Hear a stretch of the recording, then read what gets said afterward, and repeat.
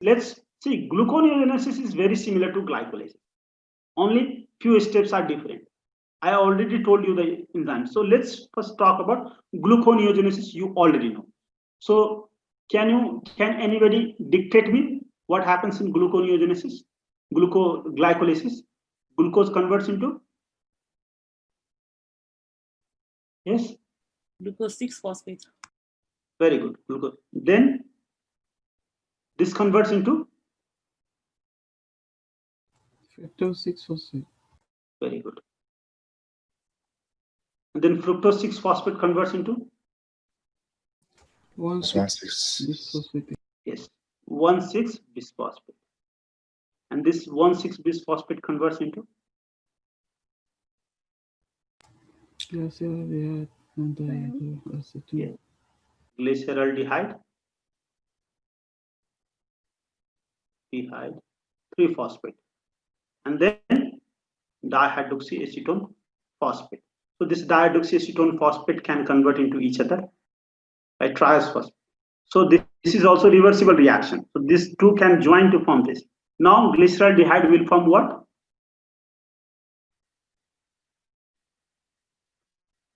1,3-biphosphate. Okay. 1,3-bisphosphoglycerate. Okay, BPG, 1,3-BPG. And then this 1,3-BPG will form 3-phosphoglycerate. And this 3-PG will form 2-PG.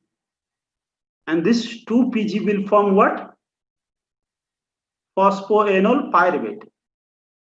This phosphoenol pyruvate will form what?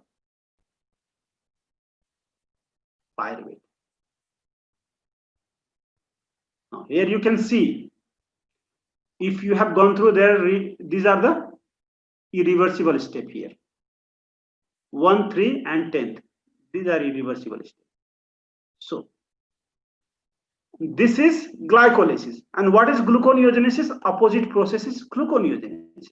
So gluconeogenesis, pyruvate has to convert into phosphoenol pyruvate into 2-phosphoglycerate, 2-phospho-3-phosphoglycerate, 3-phospho into 1,3-bisphosphoglycerate into glyceraldehyde into this 2-glyceraldehyde will form this fructose 1,6-bisphosphate to fructose 6-phosphate to glucose 6-phosphate to glucose, same way.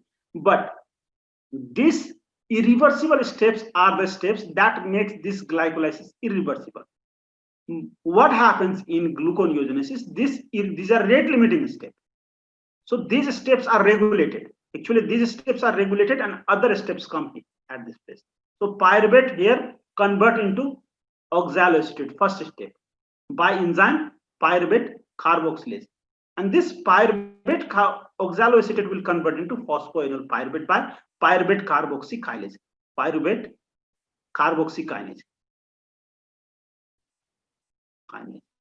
So you can see this is pyruvate kinase step. So this is replaced by these two. Pyruvate carboxylase, you already know, it requires carbon dioxide, biotin, and then ATP, and also manganese. Okay, this is the first step. This is second step. Now, because these are reversible steps, so same enzyme will catalyze reaction up to this. And after this, what happens? The say here for gluconeogenesis, what enzymes comes is phosphatase, because one phosphate less here. The kinase add phosphate and this phosphatase remove phosphate. The enzyme is fructose 1,6-bisphosphatase.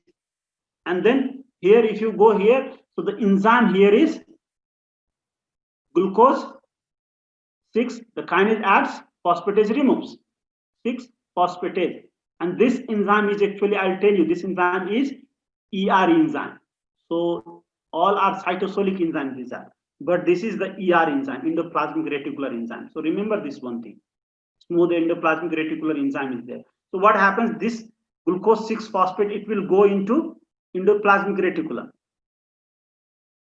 and then after it converts into this glucose, so glucose will remove from this. Now, So isn't it easy? Gluconeogenesis, isn't gluconeogenesis very easy process? Yes, sir. Yes, it is very easy, very, very easy. Now, what you have to remember is this irreversible step. If you understand this irreversible step, this will become very easy. And as a matter of fact, you already know this pyruvate carboxylase. So pyruvate carboxylase is such enzyme, it is activated by, it is the anaplerotic reaction. Do you remember about this reaction? The same reaction, actually, it is anaplerotic reaction. Actually, this is also the pyruvate carboxylase also active during fed conditions. So when glucose converts into this pyruvate, in fact, let's talk about fed conditions. When glucose converts into pyruvate, I am drawing here. So directly, okay, pyruvate. Glucose converts into pyruvate. Now pyruvate will, what happens? Pyruvate will join here as, it will convert into acetyl coenzyme A, and it will, this acetyl coenzyme A will join Krebs cycle. It will convert acetyl citrate. Okay, then citrate and alpha ketoglutarate, succinate. So this is Krebs cycle, then malate, like that. So oxaloacetate here, oxaloacetate. So this oxaloacetate. So what happens from pyruvate? You require, so with pyruvate, this oxaloacetate has to be added. So you can see this oxaloacetate is also supplied by the conversion of pyruvate only. Oxaloacetate also from here pyruvate. This is fed condition. This is fasting condition. Remember that. So, and prolonged fasting, because gluconeogenesis actually is active after 1 day. Now this pyruvate carboxylase here is also active in fed condition. So here, what does pyruvate carboxylase does? It supplies oxaloacetate, because if one pyruvate is converted into acetyl coenzyme, it requires one oxaloacetate. So that is why oxaloacetate, more pyruvate, more oxaloacetate. So this oxaloacetate is supplied by pyruvate through this reaction, so that citrate will form. So this reaction is active both during fasting and fed condition. And as a matter of fact, this enzyme, the pyruvate carboxylase in fed condition, is activated by this acetyl coenzyme A. This acetyl coenzyme A, that is derived from, ultimately from glucose, which is derived from glucose. It will activate this enzyme. This is a very important regulation step. So what happens? What does this acetyl coenzyme does? Says this. Okay, buddy, I am enough. I am not getting my friend. Okay, so this sends this enzyme message. Okay, create one friend for me through this pyruvate. So this pyruvate carboxylase creates one friend, means it converts pyruvate into oxaloacetate. And this acetyl coenzyme is activated here because of that is produced from glucose. Now you can see in this is fasting condition. So what happens in fasting condition? So in fasting condition, you know, this is actually glycolysis is energy liberating process,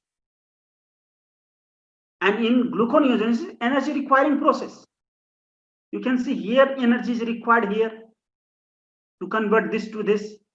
You can see energy is required other places here. NADH is required here. Okay, so energy is requiring process. So energy is required. Now this energy comes from which pathway? It comes from beta oxidation. What is beta oxidation? So fatty acid will convert into acetyl coenzyme A. This is beta oxidation, and you know, in liver, acetyl coenzyme is not metabolized further. So acetyl coenzyme rather form ketone body in liver. Elsewhere metabolized. In liver it is not metabolized. So beta oxidation will produce energy, and this energy will be utilized here. And acetyl coenzyme is formed, and acetyl coenzyme will actually activate this.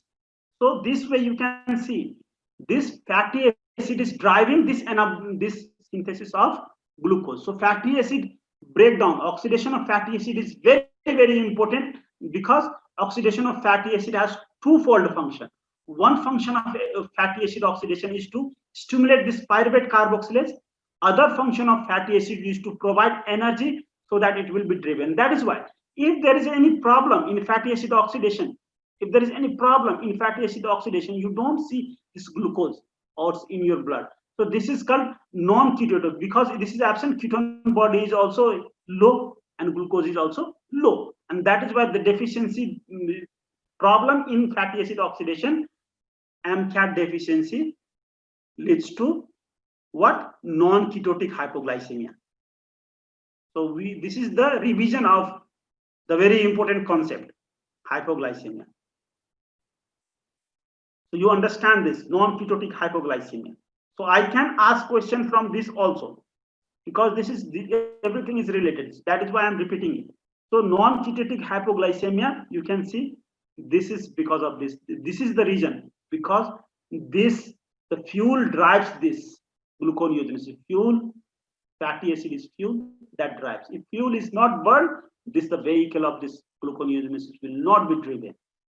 And this is driven by twofold. One by stimulating this pathway, other by providing fuel. Okay, so you can say one by providing grease, and other by providing energy. So you can actually generalize anyway. So remember this fatty acid oxidation provided of this and this pyruvate carboxylation relation. Okay, this is very important step. And then this step, pyruvate carboxy kinase, as you have seen, kinase means requirement of ATP. So here GTP is required. GTP is required in place of ATP. This will convert GDP. You understood this? Now you already know this is reversible. Here production, here utilization. Now, so 2, 2. Here 2 will form this 2, and this 2 will form this 2, this 1. And this is how it goes. Now you can see here in glycolysis, ATP was consumed here, but ATP is not produced here. It's inorganic phosphate is released. So amount of ATP produced in glycolysis is not amount of, rather gluconeogenesis require 2 more ATP in comparison to the amount of glycolysis produced in ATP produced in glycolysis. 2 more ATP than amount of ATP produced in glycolysis. Now, did you all understand nicely? So what is the important steps here? You can tell me what are the important steps? This is very, very important. Acetyl coenzyme stimulate pyruvate carboxylase, and components of pyruvate carboxylase are very important. It requires carbon dioxide, biotin, and manganese. So this is the rate limiting step. This is very important rate limiting step. Pyruvate carboxylase here, rather than this is rate limiting step. Now here and here, you already know this is PFK1, second rate limiting step. PFK1 is regulated by what? You already know. It is stimulated by fructose 2,6-bisphosphate. Okay, it is stimulated by this. And here, as when it is high, actually this will this becomes high only during fed condition. And in fed condition, this fructose 2,6-bisphosphate actually, what does it do? It actually inhibits this. This inhibits this. Okay, this inhibits this. When this inhibits, so only glycolysis will be assured. And one more thing, during fed condition, what will happen? There will be production of ATP. So ATP is inhibitor of glycolysis. Here, ATP, inhibit glycolysis, ATP. This is the pacemaker step. This is the most important step I told you in glycolysis. ATP inhibit this. Citrate will also inhibit this. Acid attack, remember acid attack. Acid attack. This is acid, and pH, low pH will also inhibit this. Acid, ATP and citrate. AT and CK. AT attack. So acid attack is the inhibitor, and activator is what? Amplify.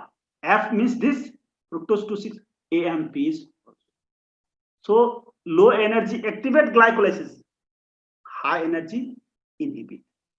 So opposite will be for gluconeogenesis. High energy stimulate energy, stimulate low energy ADP. So this is regulation.